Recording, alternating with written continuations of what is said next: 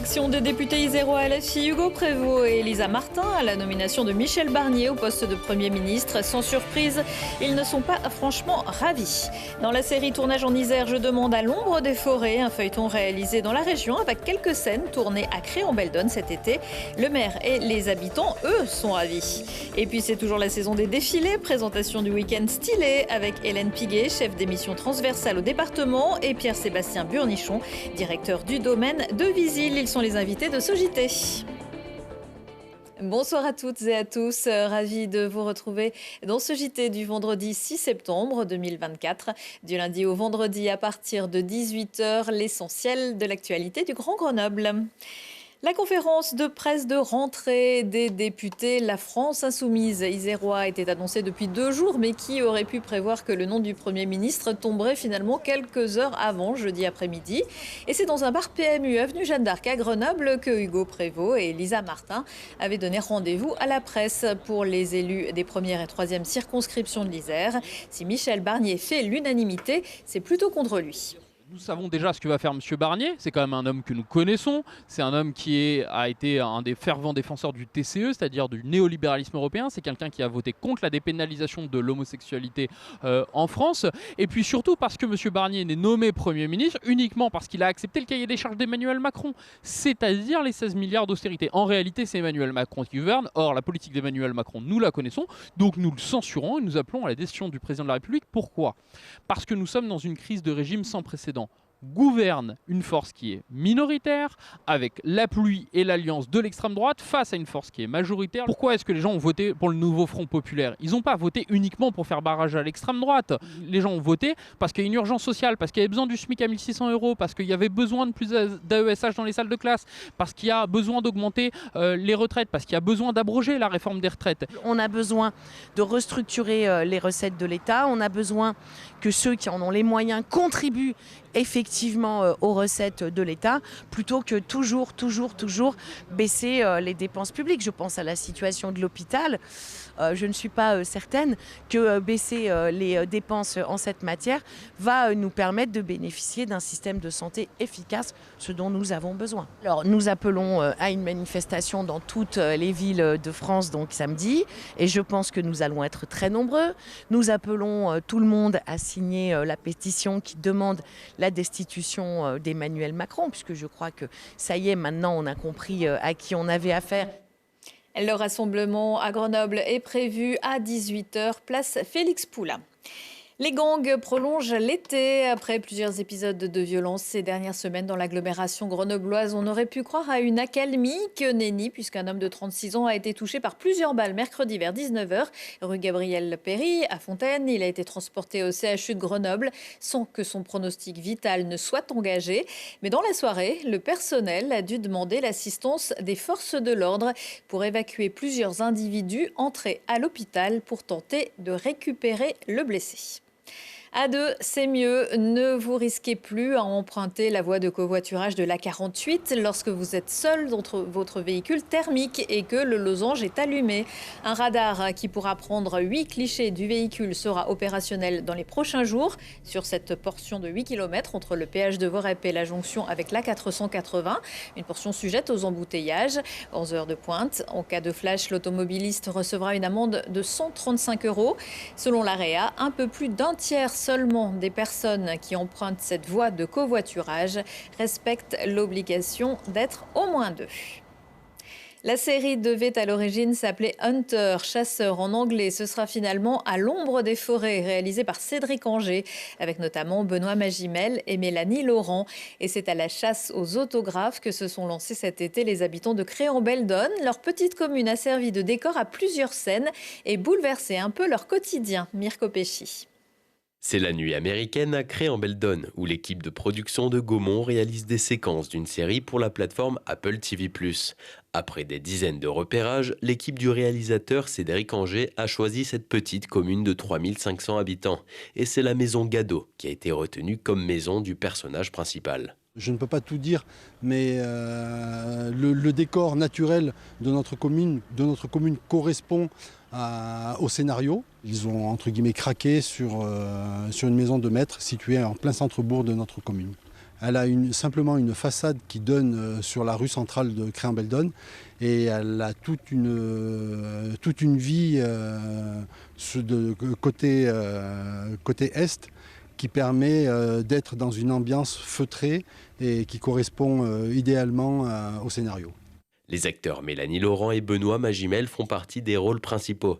Pour le scénario, il s'agirait d'une rixe entre deux bandes de chasseurs. L'affrontement implique la mort d'un giboyeur et la vengeance de ses amis. À Cré, les habitants sont très impliqués par le tournage. Caroline, gérante du café juste en face, modifie même ses horaires pour les équipes de production. Ouais, ça crée un peu une dynamique parce que les gens ont envie de savoir un petit peu comment ça se passe, donc les gens sortent un petit peu plus. Bon, ils sont pas envahissants, franchement, ils sont pas envahissants dans le village. On peut se renseigner aussi sur tout ce qui tourne autour du cinéma et comment ça se passe. La commune a mis à disposition des parkings et la salle des fêtes pour accueillir des équipes techniques et la logistique. Mais il n'y a pas de figuration prévue à Cré-en-Belledonne, ce qui n'empêche pas Rose de regarder quelques scènes en avant-première. C'est super agréable. Après, c'est vrai que c'est contraignant dans le sens où, du coup, pour dormir, c'est un peu compliqué. Mais non, en fait, tous les régisseurs, les collaborateurs, ils sont tous super sympas. Ils faisaient des prises de jeunes en moto qui s'arrêtaient devant la maison et qui devaient voir normalement le comédien à la fenêtre. C'est toujours intéressant de savoir comment se tourne un film, en fait. Donc... Et puis pour un petit village comme le nôtre, ça fait un petit peu d'animation et c'est sympa. La série intitulée « À l'ombre des forêts » fera 6 épisodes de 52 minutes. La série devrait sortir en fin d'année 2025. Et d'ici là, l'équipe reviendra à Cré-en-Belledonne tourner quelques scènes hivernales. L'ouverture de la chasse, la vraie, ce sera dimanche à 7h. La saison s'achèvera le 27 février.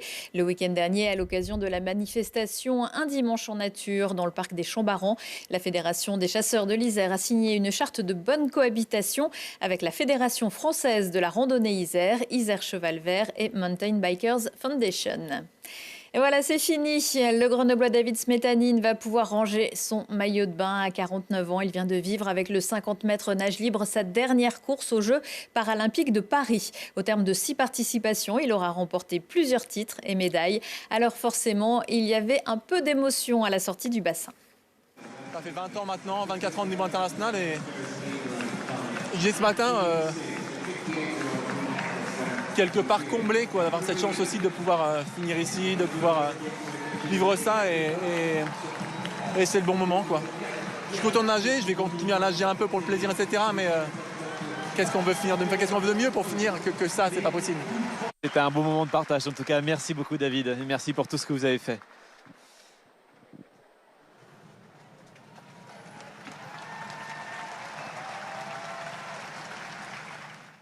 Voilà, heureusement, c'est pratique. À la piscine, on a toujours une serviette pour éponger les larmes.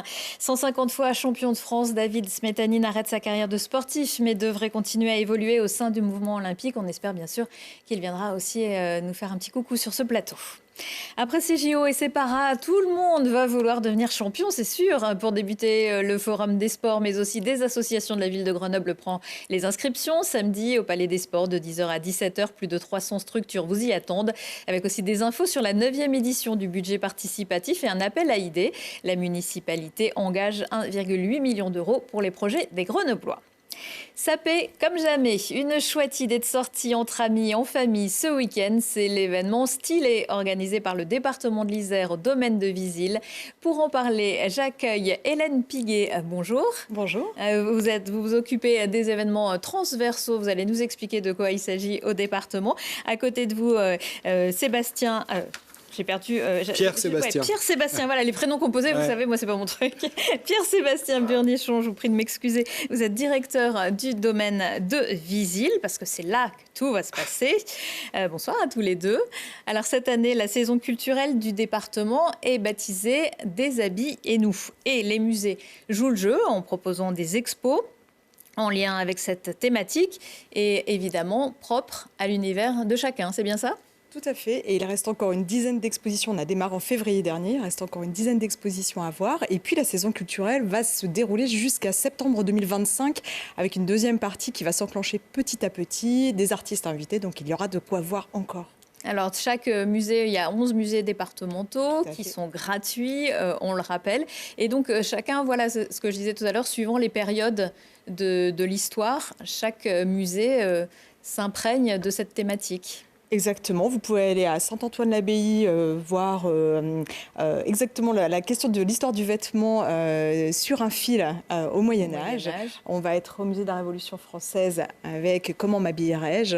On va être là exactement sur cette période-là de l'histoire. On est au musée dauphinois avec le photographe Jacques-Henri Lartigue sur le début des sports d'hiver. Et puis en fait, je ne vais pas toutes vous les lister parce qu'il en reste encore une dizaine. Voilà, on a l'impression que la mode, c'est un peu futile, mais en fait, ça retrace vraiment des périodes de l'histoire importante.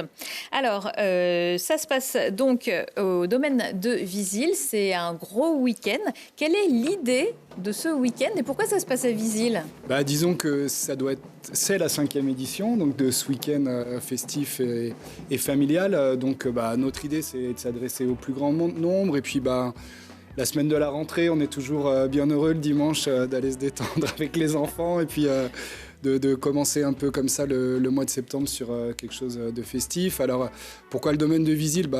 Disons que c'est pour nous toujours beaucoup de plaisir d'accueillir du public au sein du domaine, au sein du parc, qui est très grand et puis qui permet vraiment... C'est un des lieux les plus visités du département. Alors c'est le site le départemental et le site touristique le plus visité du département de l'Isère. Donc voilà, c'est une grande fierté pour nous, puis une très belle réussite pour notre collectivité et puis pour toutes les équipes qui œuvrent au quotidien à ce travail-là.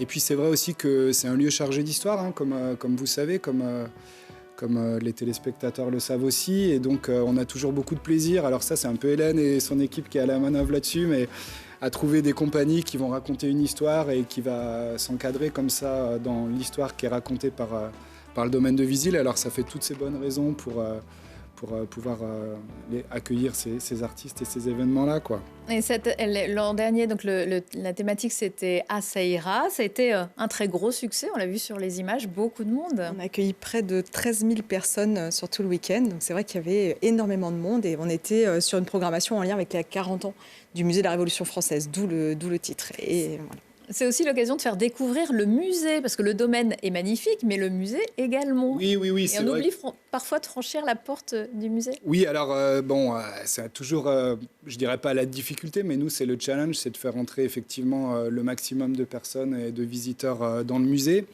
Et on arrive bien parce qu'on rajoute toujours des petites pépites, des petites animations. Donc là, on a quelque chose qui s'appelle La Mouche des Marquises. Ah oui, on l'a vu un petit peu, ça a l'air très... C'est sensationnel et vraiment, on encourage... Voilà, avec la jeune femme qui est maquillée couleur tableau, on va dire. Ouais, des fois, on la voit pas, on passe devant. C'est ça. Et voilà. Et puis il y a les visites flash, ça c'est super. C'est sûr que, des fois, suivre une visite de musée comme ça, on se dit, ça va être trop long avec les enfants. Et là, c'est des visites qui font 20 minutes, qui sont vraiment ciblées sur des thématiques. Donc là, c'est autour de l'histoire de la mode et surtout comment on s'habillait, des habits. Ça, c'est l'expo en ce moment présentée au domaine de Visil. Au musée de la Révolution française. Au musée de la Révolution française. Comment m'habillais-je, avec aussi des caricatures. Hein. C'est sympa. Ouais. On voit tous les styles, en fait, comment les gens s'habillaient, qu'ils soient pauvres ou riches. Et c'est là aussi le social est aussi dans le vêtement. C'est ça, puisque en fait, il y avait un écrit à la fin du XVIIIe siècle où un auteur avait mis ce titre à son petit document, Comment m'habillerais-je, et il disait, quand je vais au bal et que je bouscule une dame, je ne sais plus comment m'excuser parce que est-ce que c'est une duchesse, est-ce que c'est une marquise, est-ce que c'est une servante, on ne sait plus. Et voilà, c'est ça qu'on essaye de raconter, c'est que l'habit nous habille, défiler n'est pas toujours joué, mais en même temps, c'est une façon de montrer sa personnalité, de montrer son rang social. Donc c'est autour de ça. Et puis il y a aussi, ça quand même c'est rare, il faut le dire, on a 4 ou 5 habits d'époque, de la fin du XVIIIe siècle, et c'est très rare d'en voir parce que c'est dur de les conserver. Donc on les montre vraiment pas souvent. Donc pour les passionnés, c'est encore une bonne occasion de venir, je pense. Et puis peut-être découvrir des idées pour enrichir sa garde-robe. Alors revenons au programme de ce week-end. Hélène, qu'est-ce qu'on va pouvoir découvrir ? Énormément de compagnies, de spectacles de rue pour tous les âges. Oui. On est à près d'une vingtaine de propositions, donc on a des spectacles en fait tout autour du thème un petit peu du textile, du vêtement. Donc on va passer on voit passer peut-être les images de Froufrou, donc c'est un vélo couture, on va pédaler et coudre en même temps. Il y aura Gloria, une princesse qui rêve d'être enlevée, donc elle s'habille, met sa plus belle robe et espère que le public va trouver dans son assemblée un prince. On va avoir en effet une lessive totalement clownesque. On va avoir une grande déambulation avec un spectacle qui s'appelle Mambo Jumbo et des marionnettes géantes qui ont un look tapageur et qui vont embarquer le public dans une espèce de déambulation qui va traverser, on va dire, à la fois les styles vestimentaires mais aussi les genres musicaux. Donc on a toute cette série de spectacles et puis on va avoir beaucoup d'animations aussi. Donc quand on dit animation, c'est les chapeaux magiques totalement délirants d'un artiste qui fait des origamis et qui va vous apprendre à partir d'une simple feuille de papier craft à faire un chapeau. On va avoir la bibliothèque de plein air de la médiathèque départementale qui va lire des petites histoires sorties du chapeau pour les 0-3 ans. On va avoir un coloriage géant de 10 mètres. Bref, vous vous amusez bien en faisant ce programme. Je ne vous fais pas toute la liste, il y a un programme. Et puis on peut noter que c'est tout à fait dans l'air du temps. Ça fait un peu penser à la cérémonie d'ouverture des Jeux Olympiques. 21 juillet 1788 au domaine de Visil. C'est une grande fierté pour nous de pouvoir rappeler ces événements et ça fait vraiment partie du roman national et on est fiers de ça. Merci de le remontrer. On n'a pas réussi à avoir Philippe Catherine. Ouais, dommage. Dommage. C'est pas très à la mode. Ah si. Moi, Philippe Catherine, je vote pour toujours. Et puis les défilés de mode aussi, j'adore. Question importante, évidemment. Est-ce que c'est gratuit? Il faut s'inscrire? Comment ça marche? Tout est gratuit. On va juste peut-être préciser que pour ceux qui souhaiteraient se restaurer au Floréal, qui est le restaurant du parc, il vaut mieux réserver puisque les années précédentes nous ont montré qu'il était vite complet et qu'il fait un menu sur mesure stylé. Mais sinon, tout est gratuit. Vous pouvez venir toute la journée puisque chacun peut concocter son programme comme il le souhaite. Il y a de quoi faire tous les après-midi. Et puis les horaires, peut-être les rappeler. Le samedi, on démarre à midi jusqu'à 18h et dimanche de 10h à 18h. Bon, mais ça fait envie. Merci beaucoup à tous les deux. Merci. Merci beaucoup de votre accueil.